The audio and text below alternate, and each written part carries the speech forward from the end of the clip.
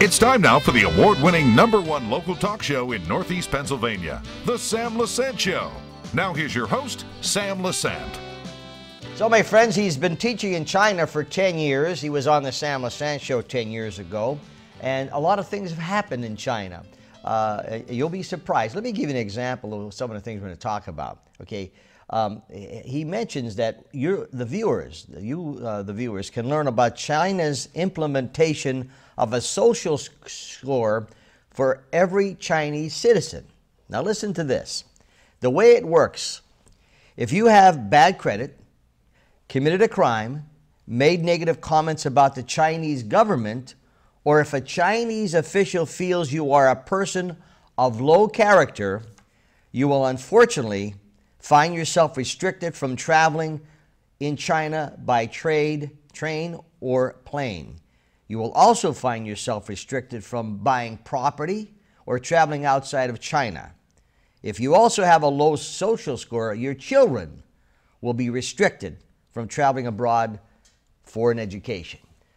Interesting, right? My guest is Thomas O'Neill. Folks, he's been teaching there for 10 years. Tom, nice to have you back on the show. Yeah, it's been 10 years, Sam. And we're getting younger. Yeah. Well, I'm much thinner than it was last time. Thomas, first of all, you know, you're originally from Shenandoah, right?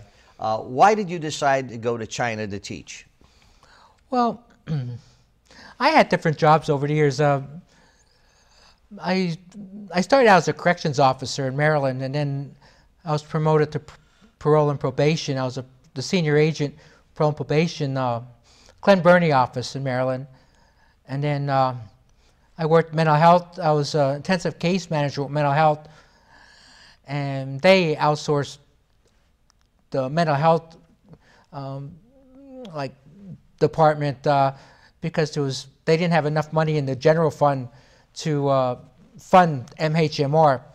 So then I got involved with a foreign exchange program, and I had some Chinese students that were exchange students. My job was to find them host families, and it was very difficult in Schuylkill County to try to find families that would be willing to take students in from China. Mm-hmm.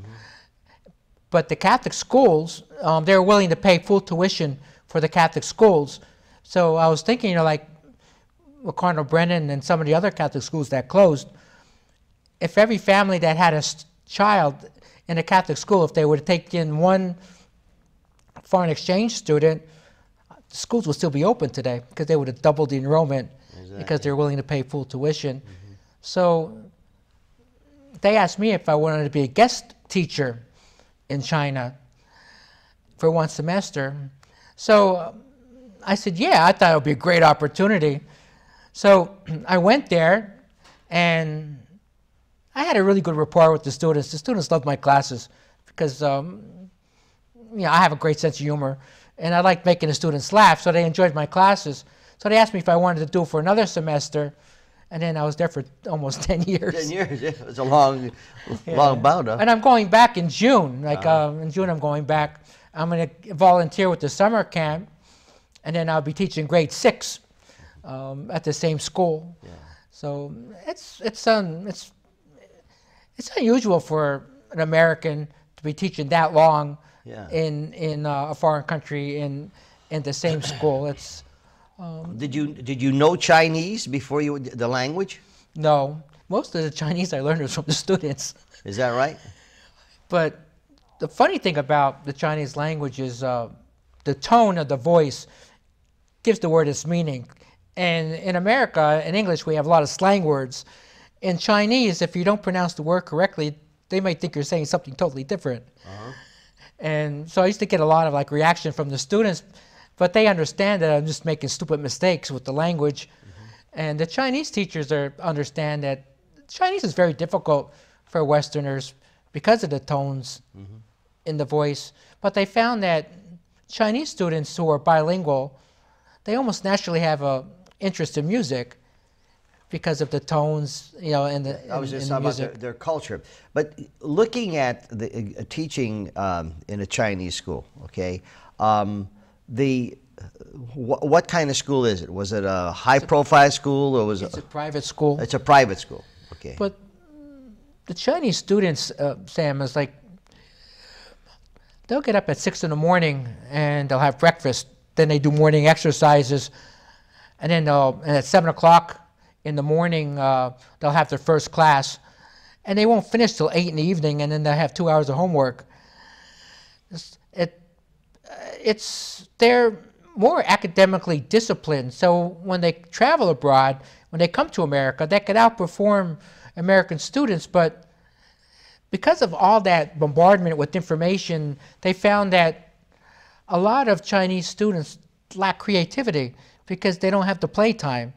American students, they have more free time, and so they use their imagination with play, and even like with movies. The Chinese, they love American movies because of the special effects and stuff like that. But if you give them a lot of like dialogue, they'll lose interest. How old were your students? When I first started, they were young. They were maybe 8 or 9. And then I moved to students that were around 12 and 14. And then I went into middle school, and they were like around 13, 14, 15. And then I taught high school. Mm-hmm. But they're changing all the requirements now in China because so many foreigners want to go to China to teach. Why is that? The Chinese students, they're more disciplined, and they really want to learn. And English, they see English as a bridge to the future. And they see that like if they master the English language, they'll have a brighter future. And they say it's a bridge to the world. Like they'll be able to like communicate, no matter what country they go to, they'll be able to find people to communicate with, and they could do global business globally. And the world has become so global, so smaller because of technology.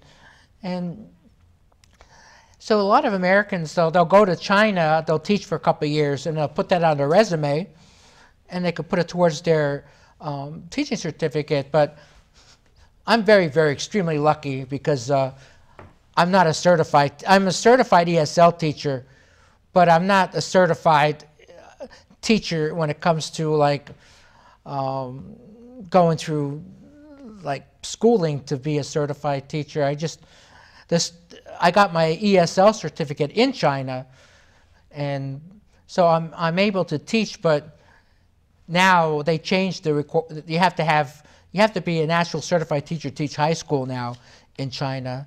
So they're telling me that I could take courses online and get my certification. Talking about you mentioned the word discipline. Okay, now I taught school in 1967 in a parochial school for 2 or 3 years. Then I went to the Career Center. And we as teachers, all right, we saw the students, and you had certain disciplines that teachers were able to do, okay? Oh, yeah. All right, now, and I don't know whether this is a good thing or a bad thing. So we look at discipline today, and when I say on my show, today, you know, God bless the teachers, because I wouldn't want to be a teacher today. And I say that because of the fact that these children, some of them, do not have discipline. No, they have no respect for the teachers. That's the problem, okay? And so we're paying a price for it today in society. Now, I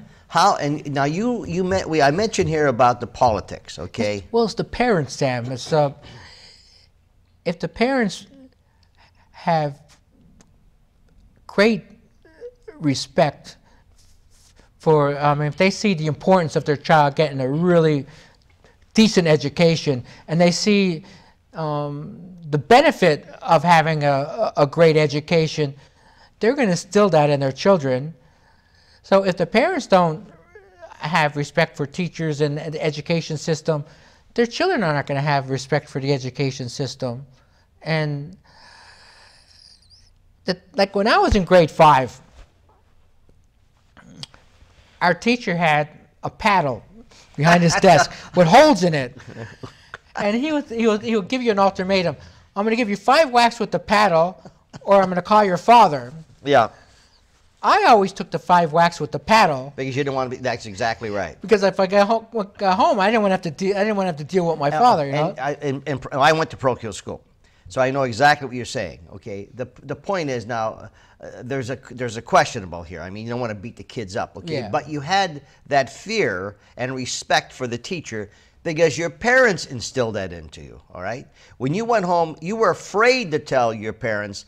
You know, sister or the teacher yelled at me today because this. Well, what did you do wrong? Yeah, exactly. Today it's the reverse. With that teacher, they don't even listen to. They want to sue the teacher. They want to criticize the teacher. There's all kind of nonsense going on. So what do you expect these teachers to do? And I see the difference in culture. Correct me if I'm wrong. Between Chinese and here, okay. Now private schools here, or parochial schools, may be a little bit more strict. I'm not sure. But what you see today, it's heartbreaking, particularly for teachers. You know, so your discipline, when they listen to you in China, correct? They fear the Chinese teachers. If a student misbehaves and you put him out in the hall, the Chinese teacher sees the student out in the hall. They do not want to go out in the hall. They do not want to have to deal with the Chinese teachers. Because of the discipline, they'll take stuff away from them, like some privileges, like they love computer class. So the class that they love the most, they'll take them out. Like I had a Chinese teacher come to me one time. She said, "Tom, I have 7 students that didn't do their homework, so they're not going to be in your class because they love your class. So they're not going to be in your class because for your class they have to do their homework." Yeah. So that's one way. And then if they call their parents, they don't want to have to deal with their... See, in China it's different. Their grandparents raise the kids. So the grandparents, no, they're retired.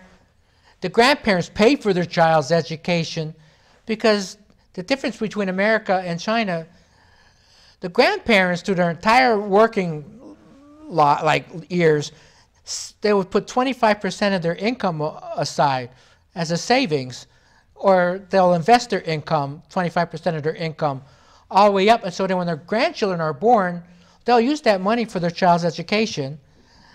And there was a big housing bubble like in China. I don't know if you heard stories about huge shopping centers with no occupants and big apartment buildings with no occupants. There was a huge housing bubble. Like the Chinese, like the grandparents would buy a condo in a building. So instead of the investors going to a bank, they'll get individual investors to buy a condo. So then when the building is completely built, they'll quadruple their money because they sell the entire building. They're not like... Yeah. So it's interesting because you find the culture. Folks, I'm talking to Tom O'Neill. He was taught in China for 10 years. He's going back to teach. A lot of differences in discipline and culture. Where are we going, though, folks? Where are we going here in the United States with our educational systems? We spend billions of dollars on educating our young people. Are they getting the proper education? How much of that is political? How much is that political? And how is that hurting our country today? We'll be back right after this. Welcome back to the Sam Lesante Show, folks. 24/7, SSPTV.com. Watch all of our shows. Download the app. 21 local programs, neighbor talking to neighbor. Okay, no nonsense on your apps. This is all stuff, important stuff for you to know about. For example, my show today with Tom O'Neill talking about China. He taught there for 10 years, going back to teach. What do we learn from that? Just search SSPTV on the app. We're talking about discipline, Tom, and the difference between the... when I say political, okay, the problem is when education is tied into politics, becomes a problem, okay? And so then where is the accountability? Where is the money being invested? Our school taxes are through the roof. People who have properties are paying a lot of money. Here, how is that different in China? Like, who pays for the school system? How did, you know, you're in Suzhou, right? Suzhou. And you're speaking international foreign language there in China. So how does that differ? Who funds it? What are the accountabilities of you as a teacher? How does that work? Well, in the United States, only 33% of adults have a college degree, a four-year college degree, because the cost, it's becoming more and more expensive for the average person to go to school. And then when they do get a four-year degree or a master's degree, they're in debt, thousands and thousands of dollars. In China, if you do extremely well in school, if you take all the students in China, like high school students and college students, that's more than the entire population of America. And there's such a demand to get into good schools and get a decent education. The schools, the colleges and universities in China, getting like really good grades isn't enough anymore. They look to see if you were involved in talent shows, if you won speech contests. They want to know like what your score in English, your English score is, and so if you have a really high grades and you do charity work, if you do you're involved in talent shows and speech contests, they'll accept you and you don't have to pay for the university. But there's private universities that are very expensive, and they only take the very, very top students. So a lot of students, in order to save face, their parents will send them to America, Australia, England, and the universities, the Ivy League schools like Harvard just got sued because there's because the disproportionate amount of students that they were taking, like all the students that qualified that were from Asia weren't getting accepted because they're claiming they're being discriminated against. But Harvard had something like 22% Asians, and they're saying if there were African American or of another race that they would have been accepted. What happened to, and I don't care what race you are, okay, so, because when you start talking about qualifications and meeting certain quotas, etc., then people start thinking, well, you're being prejudiced. Well, I don't know what I'm being prejudiced about. The fact is that if you're going to qualify for something, you need to qualify for something. But what have you seen? All right, now I've been out of King's College many years, and high college, but I know when I went to King's College what it was, all right, and what it was teaching. Okay, now my daughter does teach part-time at the college, and has a great reputation. But what have you seen with the colleges, the teachers we have in college, okay, and how much that we're seeing now their political agenda being taught to students, all right, which I don't think is right. Teach your course, all right, and people they're getting away with this, okay. We're seeing demands put on teachers that they shouldn't be putting on the demands, okay. What's the difference between China and the United States that you saw or see? Well, I have my own personal opinion, and I get people angry when I say it, but the teachers' unions are protecting the wrong teachers sometimes. They're protecting teachers that shouldn't be in the classroom, and they're not doing their job. It's like, it's difficult to remove a teacher from the classroom that does not qualify to be in the classroom once they've gotten their tenure. In China, they could fire you at will.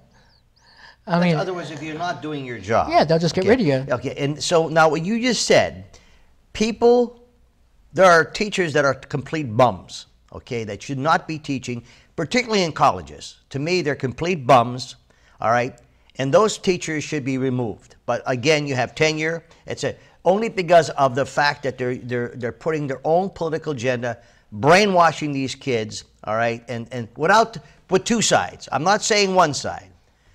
But that doesn't mean that you're against a union. It means that there's certain teachers that should not be teaching. I'm talking about. I'm not really talking about university teachers. I'm talking more about high school teachers. Yes, I know what you're saying. Yeah, and I saw them. Yeah. And I mean, you look on the news. If you could go to YouTube and just type in bad teachers, and you can see like these videos that students have taken of their teachers that should be in the classroom. Well, okay. So here again, this is where it gets touchy. Okay, this is where people, we have the bums. Okay, I call them bums because they're doing their students an injustice. Now, keep in mind, that's only a small part. It's very small, yeah. Because I know that most of the teachers in our district here in Hazelton and Schuylkill, they definitely are worth their weight in gold as far as I'm concerned. Because but there are some that are decaying these people. Yeah, the majority of teachers have a noble occupation, yes. And I have great respect for teachers, no matter where they're from, China, America. But I get angry when I see certain behavior in the classrooms from teachers that should never step foot in the classroom. And I've seen foreign teachers in China too they have teaching certificates and they're never going to succeed as a teacher. But you see, in China, as I read in the beginning, they take no nonsense. Okay, if you and thank God we're free and people can say what they want to say. Hopefully, I don't know if that's going to be the case down the road. How free we're going to be in the United States. But you see, what happens is we're brainstorm. They lie to us. The politicians lie to us. So they give you what you want, and then they get you, and then you're done, okay? And that's so sad for my grandchildren, see? That's so sad, because we're going to see that happen down the road. In China, that doesn't happen, okay? Well, when Obama was president, at his last term in office, a lot of Asians were coming to the United States, and they were graduating from Ivy League schools, and they're highly educated in areas of science, technology, but they weren't allowed to remain in the United States, to work. And so what we were doing, we were providing China and other Asian countries with a lot of these scientists, highly skilled people. And so Obama said, well, okay, if you graduate from a major university in the area of science, technology, will allow you to stay in the country. Most of the technology that's in China now, there's a company called Tennyson that does artificial intelligence, and they built this quantum computer. Now, they could be making it up. There's no way I could verify whether what they're saying is true or not, but they claim that they built a computer that can make 2 trillion calculations a second. And they could, all this information, all this data, is like, if you use like an app called WeChat, over 1 billion people use WeChat. So that means like there's billions of texts going out all the time. Yeah. These servers take in all the text messages and all the information on every citizen in China. Yeah. It's interesting because throughout my years of experience, I've seen wonderful Chinese people, Japanese, African Americans. All these people have a lot to offer. And we the Hispanic people who have there's tremendous amount of talent. Okay, when you work together, you do well. But when you start trying to fractionize these people, Tom, that's where you build resentment in, okay? And that's where it's so difficult sometimes, particularly for elderly people who've worked all their lives and they're seeing all this stuff going down the tubes, okay? But there's a great opportunity here, a fabulous opportunity. Social media is a wonderful thing, but the problem is with the young, they use social media for everything. They're not communicating one-on-one. It's like and we're paying the price for that. And there's loneliness. I mean, the area loneliness in universities today is higher than who's to blame for ever that? Before that. Who's to blame for that? Yeah. I don't think it's one. If you're a parent and you're sitting at the table and your kids are on their text, okay, and instead of conversation, you should say, all right, give me the phone, okay, because they're lacking those social skills, and we're the cause of that. We don't want to offend our children. We don't want to offend our grandchildren. We don't want to upset anybody. But in the meanwhile, it's decaying our social ability, I think.